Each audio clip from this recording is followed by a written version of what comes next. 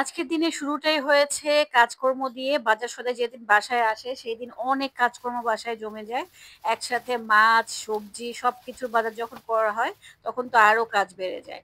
মেয়েরা যে কত কাজ করে সেটা আসলে কোনো হিসাব কিতাবই নেই। মায়ের বাড়িতে বা যতদিন ছোট থাকা হয় ততদিনই কিন্তু লাইফ একেবারে রিল্যাক্স এ থাকে। যখনই বিয়ে হয় তখনই আপনার ঘাড়ে এত ধরনের দায়-দায়িত্ব চলে আসে যেটা ইগনোর করা একেবারে ইম্পসিবল হয়ে যায়। তো যাই হোক দেখতেই পাচ্ছেন আজকে বাজার সদাই টুকটাক বাসায় নিয়ে আসা হয়েছে। ওগুলোই আজকে আপনাদের সাথে শেয়ার করছি। আসসালামু আলাইকুম, কেমন আছেন সবাই? তো আজকের বাজার সদাই ছিল ইলিশ মাছ, ছিল লাল শাক, লাউ, করলা, ভেন্ডি। তো একত্রে বাজার সদাইটা আমার বাসায় বেশিরভাগ সময় করা হয়। তো মাছটা আমি কেটে নিয়েছি, দেখতেই পাচ্ছেন এক এক করে। মাছগুলো এখন ধুয়ে নিয়েছি। তারপরে এই মাছগুলো ফ্রিজে আমি ডিপে সংরক্ষণ করব। এখন এক এক করে ২ টা মাছ করে আমি পলিথিনে ঢুকিয়ে এটা সংরক্ষণ করছি। আপনারা কিভাবে সংরক্ষণ করেন আমার সাথে শেয়ার করতে পারেন। এখন মাছগুলো ভেজে নেব। তো কয়েকটা মাছ এখানে আমি এভাবে চিড়ে নিচ্ছি। মাছ ভাজার ক্ষেত্রে যদি এভাবে চিড়ে নেওয়া হয় তাহলে কিন্তু এই মাছ ভাজাগুলো খেতে খুবই মজা হয়। কারণ এতে করে ভিতরে মসলাটা খুব ভালো করে ঢুকে। যাই হোক মাছটা এভাবে কেটে একটা সাইডে রেখে দিয়েছি। এদিকে অন্যান্য সবজি তো গুছাতে হবে, তাই না? তো এদিকে লাল শাকটা এক এক করে বেছে নিচ্ছি। আমি বরাবরই বলে থাকি শাক আমার কাছে খুবই ভালো লাগে। কিন্তু এই যে বাছাবাছির ঝামেলাটা এতটা খারাপ লাগে, এই শাকটা বাছতে আমার মিনিমাম ০.৫ ঘন্টা সময় লেগেছে। এক এক করে এভাবে শাকগুলো না বাছলে কিন্তু খেতেও ভালো লাগে না। যাই হোক বেছে নিলাম শাকগুলো। অনেকগুলো শাক থেকে ময়লা বের হয়েছে। এখন এই শাকটা একটা সাইডে রেখে দিচ্ছি।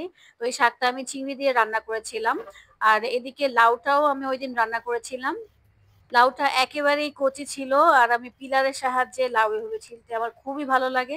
আসলে পিলার দিয়ে আলু ছিলা বলেন যেকোনো ধরনের কিছু যেটা ছিলতে হয় আমার কাছে খুবই সহজ মনে হয়। বটি দিয়ে এখন ছিলতে গেলে মনে হয় অনেকটা সময় চলে যায়। যাই হোক লাউ কাটা তো অনেক সহজ।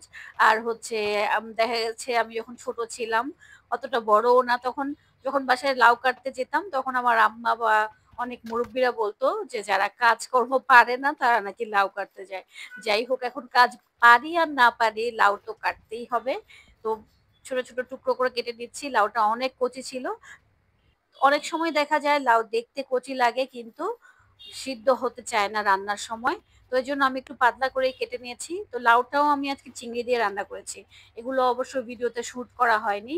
তো এক এক করে আমি সবগুলো রেডি করে নিয়েছি। আর আপনারা যেকোনো কিছুই রান্না করেন না কেন, একসাথে যখন রেডি করা হয় বা তৈরি করে একটা সাইডে রেখে দিলে রান্নাটা খুব দ্রুত হয়ে যায়। এদিকে কিছু পেঁয়াজ, মরিচও আমি কেটে নিয়েছি, পেঁয়াজ আর রসুন। তো যাই হোক ওটা এক সাইডে রেখে দিয়েছি। রান্নার ভিডিওটা শেয়ার করা হয়নি বা ভিডিও শুট করা হয়নি আজকে। যাই হোক ইলিশ মাছ এখানে বড় আস্ত কয়েকটা নিয়ে নিয়েছি। এগুলো আজকে ভাজা হবে। এর জন্য বেশি করে লাল মরিচের গুঁড়ো, হলুদের গুঁড়ো, তারপর হচ্ছে একটু লবণ দিয়ে দিচ্ছি। ইলিশ মাছ যেহেতু এমনিতেই ফ্লেভারফুল এখানে এক্সট্রা এত মসলা এড করা লাগে না। বাট একটু হলুদ মরিচটা বাড়িয়ে দিতে হয়। তো হলুদ মরিচটা মাখিয়ে ৫ মিনিটের জন্য একটা সাইডে রেখে দিয়েছিলাম। তারপর এটা ফ্রাইং প্যানে দিয়ে ভেজে নিয়েছি। আর দেখতেই পাচ্ছেন অতটাও কিন্তু আমি তেল নেইনি। একেবারে হালকা তেল নিয়েছি। কারণ ইলিশ মাছ থেকেও কিন্তু তেল ওঠে। এটা কিন্তু আপনারা কমবেশি সবাই জানেন। তো ইলিশ মাছটা আমি এপিঠ-ওপিঠ করে ভেজে নিয়েছি। তো এক এক করে সবগুলো মাছ ভেজে নিয়েছিলাম। আর এই হচ্ছে আজকে আমাদের বাজার সদাই এবং রান্নার ফুল প্রিপারেশন ছিল আলহামদুলিল্লাহ।